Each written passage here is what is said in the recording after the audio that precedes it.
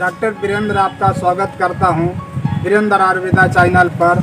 मैं आपको एक जोक बतलाने जा रहा हूं सूखा खांसी का। जो रोगी खांसते खांसते परेशान हो जाता है और कफ नहीं निकल पाता है और खांसी का वेग तेज हो जाता है, इसी का एक जोक बतला रहा हूं। मुलहेटी 1 ग्राम, मुनक्का 1 ग्राम, कटेरी का जड़ 1 ग्राम, वसा मूल 1 ग्राम, गाजवा 1 ग्राम, उनवाव 1 ग्राम और फूल बनफसा 1 ग्राम और काकड़ सिंघी 1 ग्राम, यानी 8 काष्ठ औषधि हैं। 8 काष्ठ औषधि को 1-1 ग्राम ले ले और 8 मात्रा बना ले, यानी 8 मात्रा बनाने से पहले चूर्ण कर ले।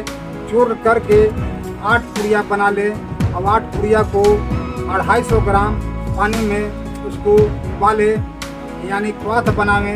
और जब 50 ग्राम शेष जल बच जाए उतार कर छान कर और ठंडा होने पर उसको सेवन करे और दूसरा ग्राम संध्या को इसी प्रकार सेवन करे तो सूखा खांसी जो है, कफ जो है बाहर निकल जाता है या कफ ढीला हो जाता है और खांसी का वेग कमज़ोर पड़ जाता है, यानी ठीक हो जाता है। और यह औषधि जो है बहुत अच्छा है, इसका उपयोग कीजिए।